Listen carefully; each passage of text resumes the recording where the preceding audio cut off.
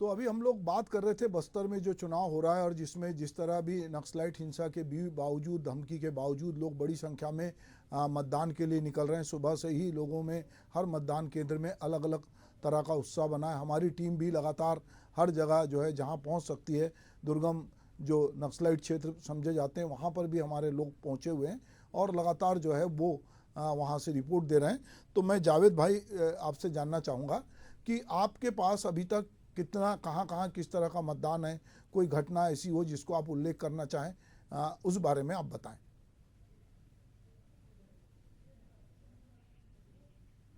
चलिए हम अमरजीत छाबड़ा जी से बात करेंगे। अमरजीत भाई, चूंकि ये सुबह से मतदान चल रहा है, आपके पास मतदान को लेकर या कोई जो व्यवस्था है उसको लेकर कोई इनपुट हो तो जरूर हमारे साथ, हमारे दर्शकों के साथ साझा कीजिएगा। देखिए सर, देखिए सुबह से लगातार हम चैनलों के माध्यम से अपनी बातें रख रहे हैं और जो आप लोगों के माध्यम से जो जानकारियां हम तक मिल रही है वही हम साझा कर सकते हैं जी।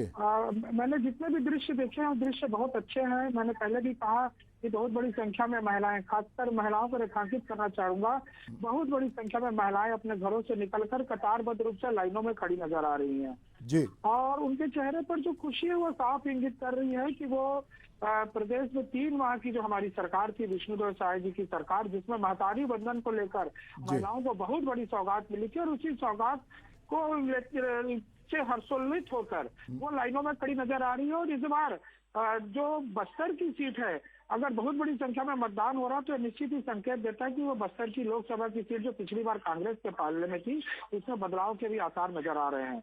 आप देखेंगे कि बस्तर में खासकर उन क्षेत्रों में, सुदूर क्षेत्रों में लोग अपने अपने गाड़ियों के माध्यम से, अपने वाहनों के माध्यम से और कहीं कहीं पर विकलांग जो है सहारा लेकर या ट्राइसिकल के माध्यम से वहां पर लोगों को बीच वोट डालते हुए नजर आए हैं। तो एक अच्छे संख्या के विरुद्ध भी बड़ी संख्या में नजर आ रहे हैं, युवाओं में जोश नजर आ रहा है।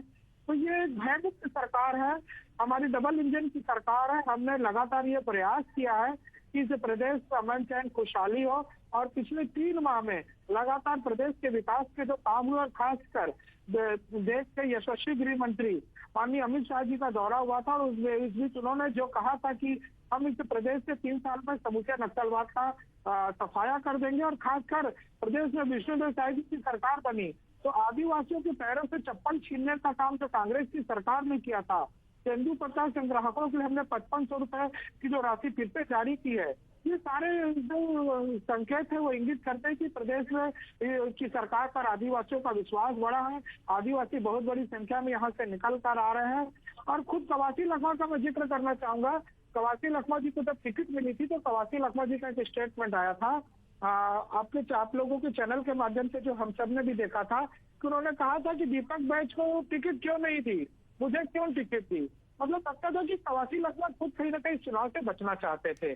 फिर दूसरा उनका बयान आया था कि मैं तो अपने बेटे के लिए दौकी जैसा शब्द का उपयोग किया था, मुझे लगता है कि बहुत अच्छा शब्द नहीं उपयोग नहीं करना चाहिए, लेकिन उन्होंने कहा था कि मैं तो उसने बेटे के लिए गया था लेकिन मेरे साथ ब्याह कर दिया गया।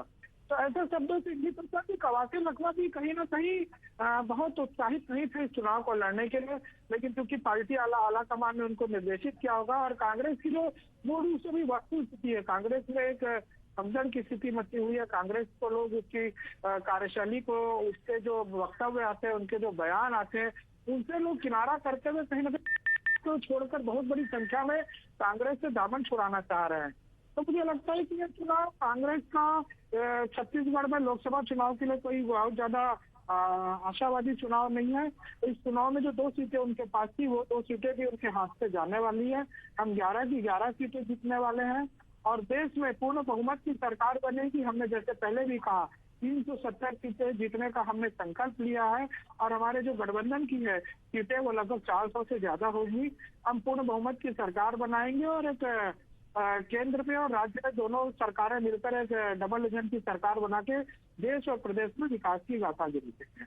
जी, अमरजीत जी, आपने जो कहा, दरअसल ये बात तय है कि बस्तर में महिला मतदाताओं की संख्या ज़्यादा है और इस बार महिलाओं ने पूरे देश में जहाँ कहीं भी चुनाव हुए उसमें बढ़ चढ़ के हिस्सा लिया है और हम ये देख रहे हैं कि सुबह से महिलाएं जो हैं वो लगातार बड़ी संख्या में वोट डालने के लिए आ रही हैं। तो इस बार भी निश्चित रूप से महिलाएं जो हैं इस लोकसभा चुनाव में एक महत्वपूर्ण भूमिका निभाएगी। आप हमारे साथ इस डिबेट में जुड़े, बातचीत में जुड़े, आपका बहुत बहुत धन्यवाद। नमस्कार।